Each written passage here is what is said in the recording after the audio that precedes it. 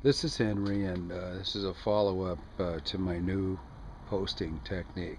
Just going to force myself to post every week because I really think some of this stuff has value for people and can save energy, but yeah, we'll see what happens. Anyways, this is kind of a repeat. I just put this together out of stuff I had around, but that was like the original cloning chamber thing. And just to show you, this is all running off grid. I mean, I'm hooked up to the grid, but right now, all of my stuff was based on these. Yeah, the curly Q bulb. It was the only time I could get the right spectrum to make something like a cloning chamber work. And it really started to work. And this is just a PVC frame. It's screwed together so it doesn't come apart. But if you take out the screws, you can take it apart. This is standard stuff I like because it protects floors. It's just padding. And this is just a typical example of a chamber. And this is, I'm going to try to do all of my stuff in one run because I've had so many problems with cameras and editors that and even incompatibility with YouTube. I just whatever. So I just turned on that light, and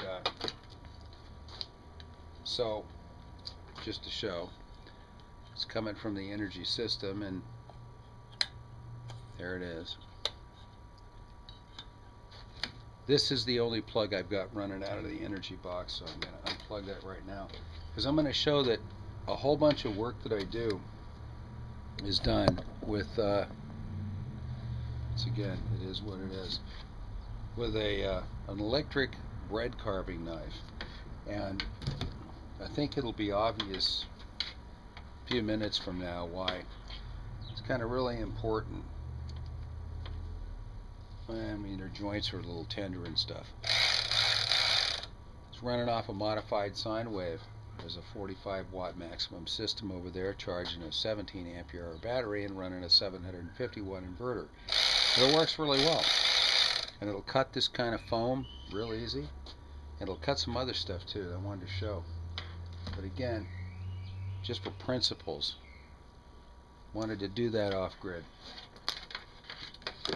Now, when I started off doing this, and I'm going to walk around this camera once in a while just to adjust it. Like I say, I use this overhead reflecting system, and I use different amounts of energy, but there was a problem. This chamber is only the temperature of the room that's around it. So it becomes kind of challenging because you've got energy here in the form of heat, but it just doesn't reach the cloning chamber in a cold room. So that gets us to the growth chamber, which is why I decided to do this video, because I'm going to show you a growth chamber that is not only a great growth chamber, but it's also a heater, cooler, a living potpourri. But wait, there's more, thanks to Billy Mays.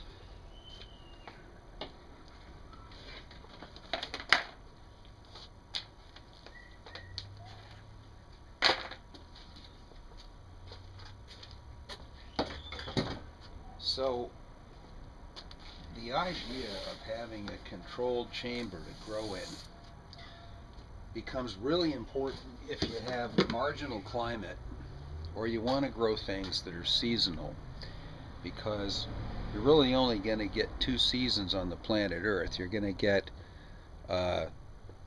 daylight's getting longer, daylight's getting shorter, things are getting warmer, things are getting cooler, and odd combinations of that. So that's why the idea of a growth chamber is important.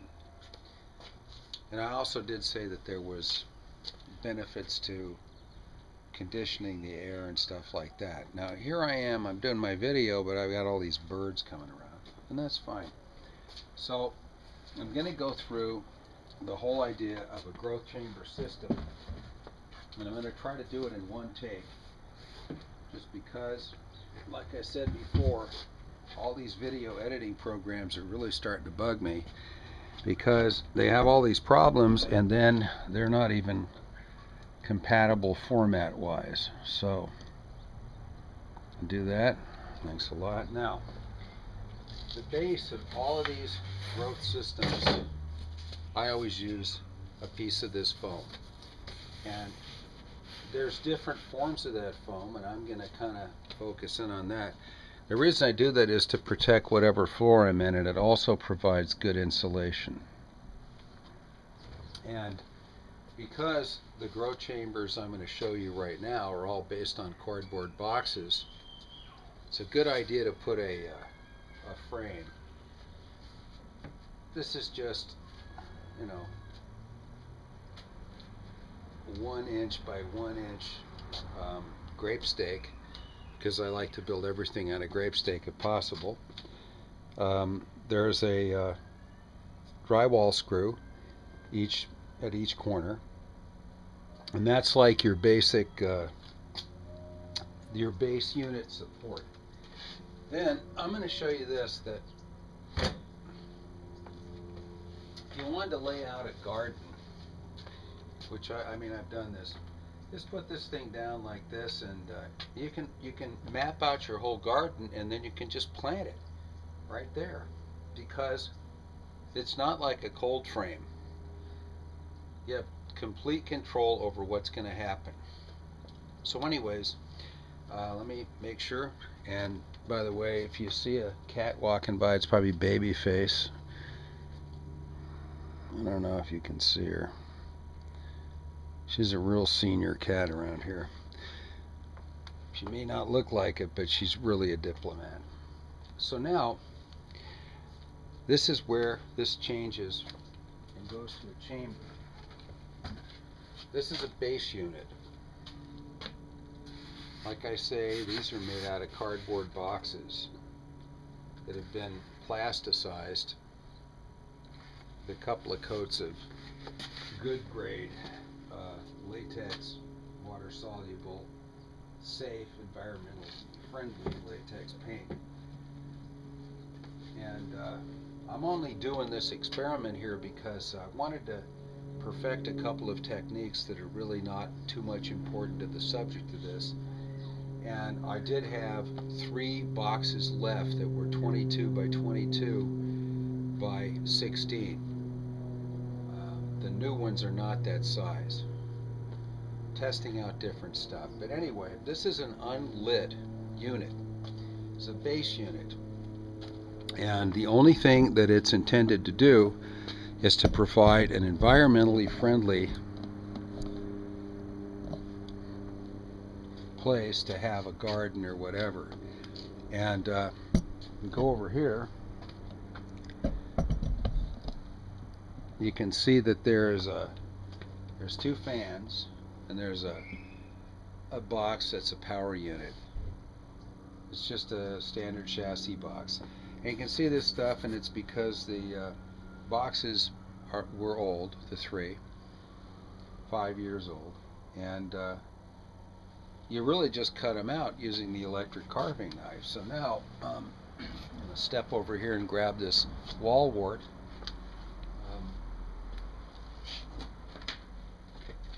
Really important when you deal with things like this that that you use a quality power supply. This is a regulated supply, and it's universal input, which means it'll work with European voltages and frequencies, US voltages and frequencies. It's standardized to a 2.1 millimeter plug, positive tip. It's 12 volt. So again, I'm going to plug this in just to show that this can be plugged in off the grid. Goes into here. I don't know whether or not you'll be able to see the control light go on, the blue light go on. The fans are now working. And the reason there's 2 fans is if one of them gives up the ghost, it'll still provide enough flow through. And these are high throughput fans. the power supply, everything else can support them, and there are wing nuts on the inside, so you can change not only the fans, but you can change the direction they go by flipping them around. And then, you know, I'll try a quick float, but there's like a, it's done like speakers. It's a high power spring speaker connector there, so that putting in fans or changing them is not a big problem at all. But now we get to where the light comes in, and so that's a top section, and at the end of this thing I'm going to show how the last thing I'm going to be doing over the next day or so is I'm going to be making a middle section, an expander. So there we've got a top section all put together. Again, apologies, it's made out of a cardboard box, folded in a very specific way. And I'll even show you, this is one of those architectural things where that's how the fold forms this inside lip. And polycarbonate light mounts, foaming adhesive, that's pretty much how I build everything. Now, what's really interesting is I'm going to run this off the grid right now too. I wouldn't try to run this off of my 45 watt system for more than like half an hour, simply because I don't want to stress out my battery. But there you go. If you had a 200 watt system and a car battery, man, maybe you could just get away with it. But anyway, that right there is the 4 fixtures, dual sockets running, and what you have going around the clock here is pretty low energy, 2700K, a hot LED, maybe 3K, 2700K, and this is a 2700K, maybe 40 watt equivalent LED. They're completely compatible. You can put them in, but the great thing about this system, and what I want to get in one take, is that you can not only start your whole garden or run a color bowl, but if you put the low intensity fans and you rotate this thing up into its stealth position where the black felt or velvet meets up on the edges, it hardly emits any light at all. And this over here is just kind of a throw together collection of stuff that also works really well with this system. These are auxiliary fans, all 2.1 millimeter 12 volt positive tip. You can see they run for thousands of hours. This is a dryer hose, so you can run the air out of the top of the thing because it's a standard fitting. And if you want to like deflect the air, you know, you can put this thing on. I'll show you, because I do want to talk about the fact that that barrel is a wonderful humidifier, almost a whole house humidifier and deodorizer, because here's one of those flapper valves like in a dryer. You can put hoses on all kinds of places on this thing, and what you end up getting is if you fill this up with straw and spray some water in there, it's a really great, it makes it, you feel like you're on a farm or something, but it gets rid of all other kinds of cooking odors and disturbing odors and personal hygiene odors and stuff like that. It just gets rid of them. You can fill it up with well, we used to do stuff like put rosemary in there. During that season, put some pine boughs in there. As long as you just have this air come blowing in, this blower out of a hose, you can just leave this out in the middle of a room. You don't even need this stuff. You just need one of these blowers put on there, and you know, really a whole house thing. Also, you don't lose the heat because these only take like 5 watts, but you don't even lose that heat. It stays in the room. Great purifier. So back over here to the chambers. What I'm going to do today is I'm going to build an expansion to this thing because I'm quite happy with this design, but the next generation of these is going to be built a different size. You can see it's really all biodegradable as well. Important stuff is to fill in all of the cracks, use caulking compound, and use a couple of different coats of that, a good grade of exterior grade latex, semi-gloss or gloss. And this one doesn't have any mirrors or foil installed at all so far, because it's going to be probably a fairly low energy one.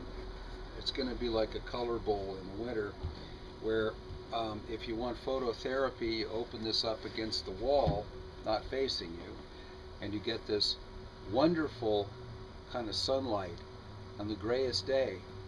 But as this runs, it constantly runs the air through and renews it with sort of a living potpourri, and that's kind of really neat. Except don't use onions. I made that mistake. And don't use basil because your whole environment will smell like that. If you like that, that's fine. I would recommend a nice fragrant flower bowl, and then put in enough lighting to keep the temperature up to where it puts out the fragrances that you want. Now, these things begin life as a cardboard box. And the last thing I was going to do is to just show you that this is the last of 3 cardboard boxes left over from Uline. Quality product, 22 by 22 by 16. It takes 3 of them to build this, and this is the last of the final build of these. The date on these is 7/21/08. So you can see that even as a box, they're pretty quality. They have a tendency to get a little frost on them, and it doesn't seem to get in the way of painting them. This will be an expansion section which will be open on the top and the bottom like a base unit, and it will have 4 light fixtures like a top unit, but they will be mounted in these corners. And that'll finish this build cycle and the perfection of kind of the whole technology that went into doing these over a 7-year period. And the last thing I want to show is that it's not like there hasn't been some ideas. The LED bulbs that I have in here are Cree, and I like Cree, and it's not an advertisement. I don't get anything at this point from Cree at all, and I don't expect anything. This was something that was built 7 years ago, and it has red and blue Cree LEDs, 1 watts, and then it's got some current control stuff, but I just didn't get the results because this was years ago. Very limited spectrum. I had some very strange plants, no matter what I tried to grow. And so I expanded this out to a larger one that had also phosphor-based white LEDs from the same people. I got better results, but I ended up fixing on the Curly Q compact fluorescent light bulbs. And it's only recently that, once again, Cree has produced a bulb that actually has the correct spectrum for life and will grow whatever you want. And different spectrums are available too. I think they even have 3. I've always gone with warm white, which is 2700K, and whenever I've used really blue bulbs, anything above 3000K, they just seem to not really be very effective, and they seem to actually bleach out chlorophyll. So yeah, we'll see. Anyway, I'm starting to post. I'll be converting this 1 box over in the paint shed over there and bend it all up the way I showed that specimen. But like I say, this isn't just a way to grow a color bowl at the North Pole. It's a way to freshen up the air. It's a way to have an almost living potpourri springtime thing. If you want to do nothing else but grow moss in here, you don't need to put more than 20 watts in here, but it'll be living moss and the air will flow through it in your room. If you want, just take like a 30 or 40 gallon airtight trash can and fill it up with bark and put one of these little tiny fans, and for 5 watts you can circulate all of the odors in your house through whatever you put in there. So anyways, this is Henry's Projects, and you can see I've been messing around with this stuff for a while. When you plug this thing in, you can't even look at it from like 100 feet away, but it still didn't do the job. This does the job so far. Thanks for watching.